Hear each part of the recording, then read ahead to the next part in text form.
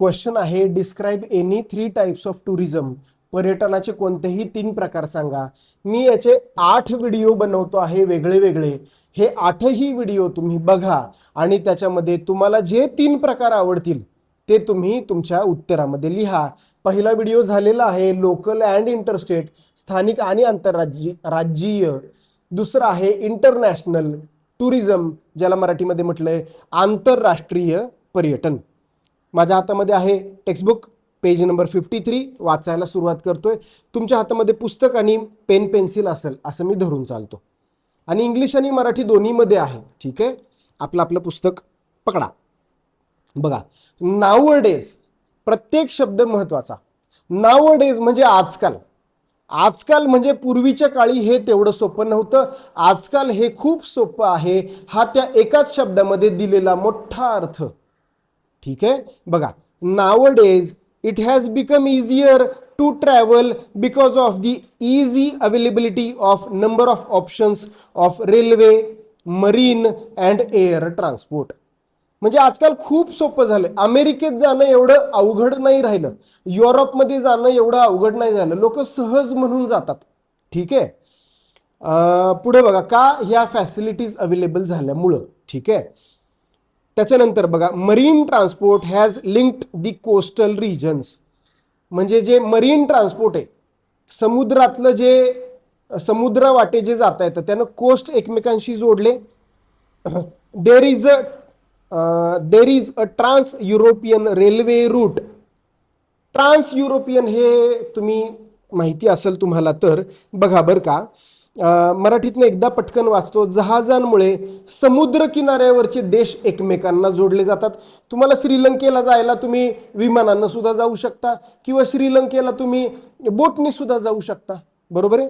पुढे बघा बरं का. चला, रेल्वेच्या रुळांनी युरोप जोडला आहे. युरोप आहे ना, युरोप, त्या युरोपमध्ये एका देशातनं दुसऱ्या देशामध्ये तुम्ही रेल्वेनं जाऊ शकता.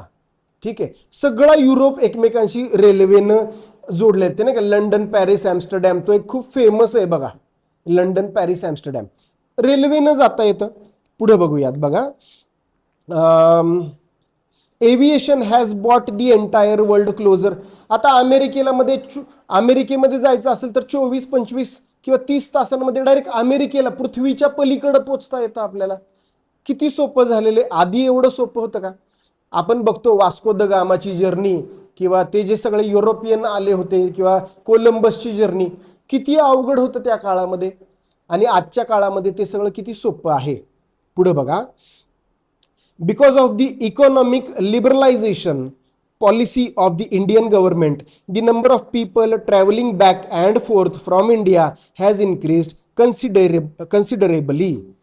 आर्थिक उदारीकरणानंतर भारतातून परदेशात जाणाऱ्यांची आणि परदेशातून भारतात येणाऱ्यांची संख्या वाढली आहे. LPG 1991 नरसिंहा राव आणि डॉक्टर मनमोहन सिंग यांची पॉलिसी LPG, त्याच्यामध्ये लिबरलायझेशन म्हणजे त्याच्यानंतर ग्लोबलायझेशन, प्रायव्हेटायझेशन, त्याच्यानंतर काय झालं, बिझनेसेस वाढले, लोकांच्या खिशामध्ये पैसा यायला लागला. बाहेरच्या देशातले बिझनेसेस भारतामध्ये आले, भारतातले बिझनेसेस बाहेरच्या देशांमध्ये गेले आणि पैसा पण आल्यामुळं आणि बिझनेसमुळं लोक इकडं तिकडं जायला लागले सहज म्हणून. आता माझे कितीतरी मित्र अमेरिकेमध्ये आहेत, माझे कितीतरी रिलेटिव्स अमेरिकेमध्ये आहेत, युरोपमध्ये आहेत. असे कितीतरी जण आहे की ज्यांना कंपन्यांनी 1 वर्षासाठी पाठवलं, 5 वर्षांसाठी पाठवलं. किंवा काही काही लोक अमेरिकेतनं भारतातले प्लांट्स बघण्यासाठी येतात किंवा भारतातल्या प्लांट्स वर काही 1 वर्ष 2 वर्ष राहण्यासाठी, एखाद्या प्रोजेक्टवर काम करण्यासाठी येतात. आणि हे सगळं आता सोपं झालेलं आहे, अवघड राहिलेलं नाहीये. पुढे बघा. They include people travelling for studies. कशासाठी? स्टडीज, अभ्यासासाठी, रिलॅक्सेशन, फिरण्यासाठी, साईट सीइंग, एखादी विशेष गोष्ट बघण्यासाठी, अँड प्रोफेशनल असाइनमेंट्स, मीटिंग असतील, ॲग्रीमेंट्स असतील, करार असतील, बैठका असतील, स्थलदर्शन, व्यावसायिक कामं मराठीमध्ये म्हटलेले. Also for shooting of various films. पिक्चरचं शूटिंग करण्यासाठी. मला आठवतं आमच्या म्हणजे मी तेव्हा स्कूल डेजमध्ये होतो. DDLJ सिनेमा दिलवाले दुल्हनिया ले जाएंगे स्वित्झर्लंडमध्ये शूट झालंय. किंवा म्हणजे असे एक उदाहरण आहे. असे हजारो शूटिंग्स परदेशामध्ये झालेले. किंवा तुम्हाला माहिती का, आता ते अक्षय कुमारचं गाणं आहे तुझे दिखा दू बुर्ज खलिफा, ते बुर्ज खलिफाच्या खालीच त्यांनी शूट केले ना ते. किंवा एक गोष्ट मला इथं विशेष सांगायची, म्हणजे मराठी फिल्म इंडस्ट्री सुद्धा इतकी प्रचंड ग्रो झालेली आहे तुम्हाला सांगतो. जर मी चुकत नसेल तर मध्ये एक सिनेमा आला होता, त्या सिनेमाचं नाव आहे पिंगा, आणि त्याच्यामध्ये 5 बायका फिरायसाठी कुठल्या तरी देशामध्ये जातात.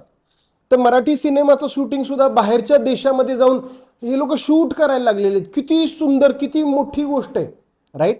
ह्याला इंटरनॅशनल टुरिझम, म्हणजे इंटरनॅशनल टुरिझमच्या अंडर ही गोष्ट येते. पुढे बघा, one needs to procure various official documents for travelling abroad. आणि मग त्याच्यासाठी तुम्हाला डॉक्युमेंट लागतं, त्याच्यासाठी तुम्हाला पासपोर्ट लागतो, आणि ज्या देशामध्ये जायचं त्या देशाचा विजा लागतो, बरोबर आहे का. म्हणजे स्थानिक लोकल किंवा इंटरस्टेटपेक्षा इंटरनॅशनल थोडंसं अवघड आहे. त्याच्यामध्ये डॉक्युमेंटेशन थोडंसं वाढतं, त्याच्यामध्ये ते थोडंसं क्लिष्ट आहे, थोडंसं किचकट आहे. बरं, त्याच्यामध्ये करन्सीचा बॅरियर येतो. अमेरिकेमध्ये रुपया चालत नाही, युरोपमध्ये इंडियन रुपीज चालत नाही, त्यांची करन्सी असती. बरं, लँग्वेजचा एक त्याच्यामध्ये थोडासा प्रॉब्लेम येतो. आपण ज्या देशामध्ये जाणार आहे त्या देशामध्ये मग आपल्याला त्या ठिकाणी एक तर इंग्लिश यावं लागतं, किंवा त्यांची लोकल लँग्वेज यावी लागते, किंवा मग अशा वेळी आपल्याला ट्रान्सलेटर त्या ठिकाणी घेता येतो. ठीक आहे, हे होतं आंतरराष्ट्रीय इंटरनॅशनल टुरिझम. हे 8 व्हिडिओज आहेत, 8ही व्हिडिओ न चुकता बघा, आणि त्यामध्ये तुम्हाला जे आवडतील ते 3 सिलेक्ट करा.